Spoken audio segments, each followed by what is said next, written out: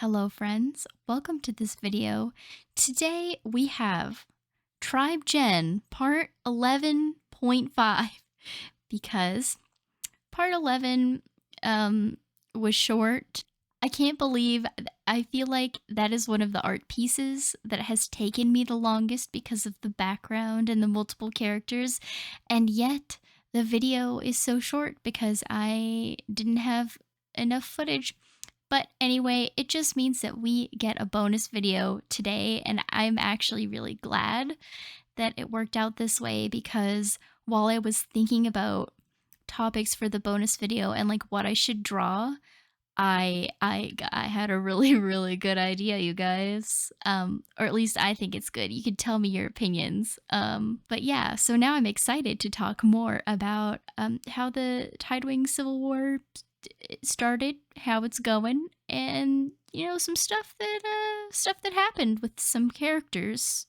It might be a little late to be saying this, but if you don't know what the Tribe Gen series is, definitely take a look at some other videos. They're probably in the recommended ones, honestly. Yeah, basically, we got some Wings of Fire fan tribes, and I made a story, and the story's going. Is going good.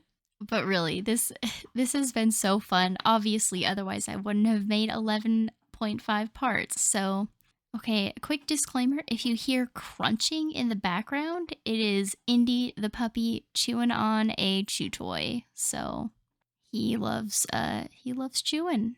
Okay, now on to the story. At this point, we all know that the Tidewings are having a civil war between the ruling upper class and the oppressed lower class. Because rebellion. And in the midst of this, there's a war going on in the desert, and this Gyrewing, Nyx, is the reason that the war started. So she runs away and she finds these pirates. And one of these pirates, the pirate captain, or the pirate queen, if you will, is a Tidewing named Typhoon. And she used to be a lower class Tidewing, and then basically some shenanigans occurred, and these upper class Tidewings framed her for thievery, and she was like severely punished, and she ran away and joined the pirates and now rules them because she's a badass. I'm gonna do a little retconning here, though, because in an earlier video, I did say that Typhoon was probably in her 40s in human years, not in dragon years. But I have decided to make her a bit younger to kind of fit with the age of Nyx because I feel like I always envisioned Nyx to kind of be in her 20s. So now I'm going to kind of bring their ages a little bit closer. I think probably in terms of human years, Typhoon is like a few years older than Nyx, but definitely more mature personality wise and sure of herself because she rules the freaking pirates. Yeah, but it's not like a 20-year difference or anything like that. So, yeah, here we are. And I totally just knocked a candle off my desk. One sec.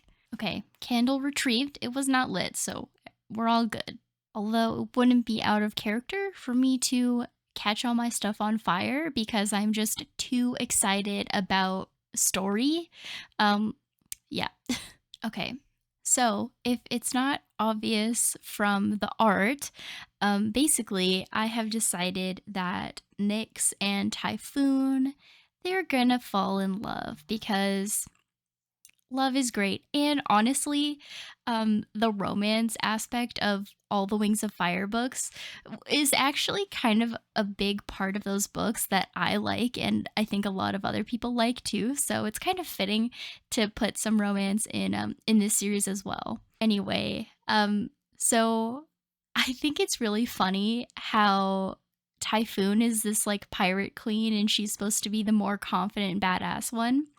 But Nyx is a Gyrewing, and Gyrewings are kind of designed after the maned wolf. They live in plains, and so they have a really not in a like an airplane, plains as in like a savanna area. Okay, anyway. They have super long legs. They're very tall, and also just generally large dragons. They have a very warlike society, so it kind of goes along with that thematically. And so, because of this, Nyx, being the more shy and not confident one, absolutely has to be taller than Typhoon just biologically. And I kind of love it. In any case, I think that this is just super cute, and I imagine that Nyx is like the one dragon that kind of makes Typhoon melt, and I can think of her like cuddling into Nyx's feathers and everything. I'm getting way ahead of myself, but yeah, ugh, I love it. So the ideas that are going around in my head right now are that Nyx is a weird Gyerwing, right? She doesn't really like fighting. She would much prefer to read, and I think that this probably makes her a little bit of like the weird kid in Gyerwing society, and so she probably doesn't have a lot of suitors lined up, at home. And so I feel like she's probably a little bit of like an inexperienced dragon when it comes to relationships, like romantic relationships. Um, so that's super cute. And then the other thing is, you would think that as this like badass pirate queen, Typhoon would like just sweep Nyx off her feet, right? Um, but what I have in my head right now is like I think Typhoon was a little bit busy building her pirate empire to really, you know, do relationships honestly. And so I feel like she probably had flings or whatever, but not something so serious. And so when Nyx washes ashore basically, and one of Typhoon's underlings finds her, and like they listen to her story and listen to her speak, there's just something about Nyx that makes Typhoon feel differently than she has ever felt before about anyone else. Uh, which I just love it. I love it so much. And I think probably a lot of it has to do with like the way Nyx thinks and the way she's like, I don't know. I just like have this vision of her kind of trying to hide what happened in the beginning for the first like few weeks that she's with the pirates, and then once like the pirates and especially Typhoon gain Nyx's trust, it just like all comes spilling out, this like grand destiny that's turned into a curse. And I mean, obviously Typhoon has to feel for her because of the like later events that occur in the story, but I kind of really like the idea that part of it is driven by like she loves Nyx, and so she's gonna help figure out this war that her tribe is in, right? And I think also because Typhoon did become a pirate, but she still does have a very like strong sense of right and wrong, and I think Nyx being so guilty over what's happening to the Scorchwings kind of bring that back into the forefront of Typhoon's head. I feel like she's kind of had to push her conscience down a little bit, but now here's something where she can just go and be not a hero, the one to save the day for the Scorchwings. And yeah, I feel like all of those things make this kind of a really cool little thing, I guess. I said things a lot. I hope you kind of understand what I'm getting at. If you don't, let me know. I feel like this is really exemplary of how it's actually pretty cool when you're like writing a story to not be afraid to write it in not in chronological order, because there are some ideas that don't come about until you've already figured out the ending. That's just a thing that my writer's mind is thinking right now. Again, I need to stop saying thing. What? I Words exist other than the word thing. Oh, okay, back on track. So I feel like they meet. Nyx is trying to like hide her shame, and then once it all comes spilling out, that's kind of when they like really bond. But I don't think they really kind of decide that they're going to be together until naturally the battle. Yeah, we're doing a save each other's lives, look deep in to each other's eyes and realize that you're in love type thing, because it's just one of the tropes that makes me happy. And so we're going to put it in here. Of course, naturally, I have to like insert this um, before I get to the very end of the video. If you have ideas for like stuff that happens in their relationship that would be cute, like during the battle, this happens. While they're being pirates, this happens. Let me know in the comments because I absolutely love it. And probably the things that you write will make me giggle to myself or squeal. So yeah, because cute, obviously. All right, so we've established that one of the dragonettes that actually got Typhoon basically exiled comes and tells the pirates like, oh hey, we really need help from the upper class. And so I think what's gonna happen is the lower class stages some type of distraction. Okay, and then the pirates then have an opening to kind of enter from the backside of the cliffs, which is where the upper class lives, if we are forgetting these things. But basically, they get caught. And I feel like what was supposed to happen is the group splits up, right? Where Nyx is kind of going one way, maybe Nyx and Typhoon, and then the rest of the group is going another way to like fight the guards. And then Nyx and Typhoon are going to confront the queen because of Nyx's powers that can kind of negate the queen's like super sleep powers. But no one is where they think they're going to be because I think the queen is going to be in hiding, but actually she's like watching the chaos because she's like a little bit really awful. Or actually, okay, this is better. Nyx and the first mate or some of the pirates go after the queen, and then Typhoon is leading the expedition to like neutralize some of the guards, right? And then Nyx and her group get in trouble because the queen is just like randomly there with a bunch of guards because she's watching the chaos. And so this pitched battle occurs, and Nyx is like, she's not a fire in Gyrewing sense, but Gyrewings are just so good at battle that even though she's like not a great fighter by Gyrewing standards, she's still a great fighter by any other standards.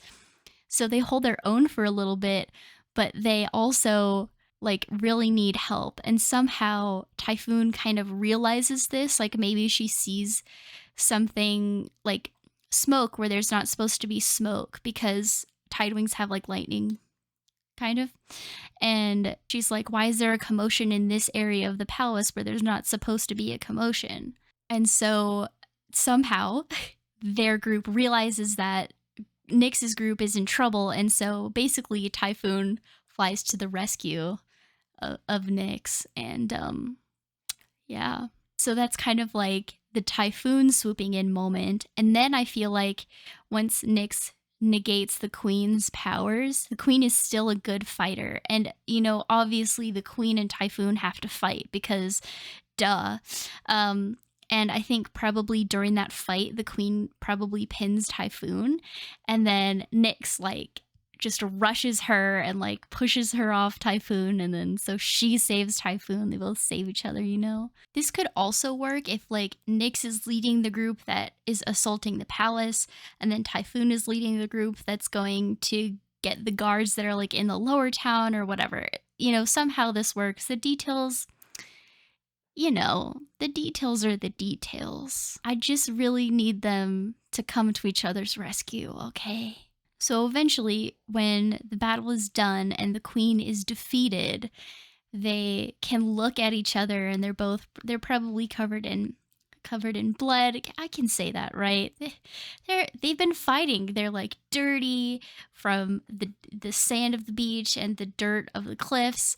They are bruised, they probably have scratches, and they just like look into each other's eyes and realize this is the most beautiful dragon that I have ever seen, and I love her.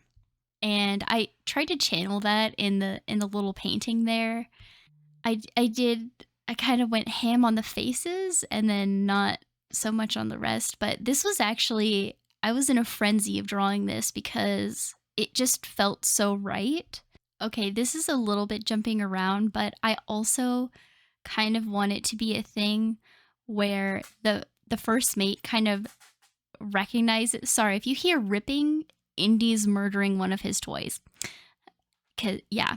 Um, okay, so the first mate, who's like Typhoon's best friend, probably recognized that Typhoon is like falling for Nyx before Typhoon even realizes it. I love that trope too. And she probably kind of like tries to arrange ways to get Typhoon and Nyx alone together. Um, like, oh, like all of us are in a room together. Oh, so and so is calling me. Gotta go. Or maybe like dropping hints like, "Oh, Typhoon, don't you think Nyx is so cute? Her feathers are amazing." Basically like being the matchmaker. And yet again, I am out of footage. Hopefully this fleshed out the story of the Tribe Gen Civil War and just like added something interesting. I don't know. I had this idea and I felt like it really needed to happen. Yeah, so let me know what you think, and of course, if you have additional ideas or opinions, like if you don't like this, let me know. But any additional ideas, put them in the comments. I'm so excited to see what you guys come up with. And with that, thank you so much for watching this video. I hope that it made you smile in to some degree. And I'll see you around.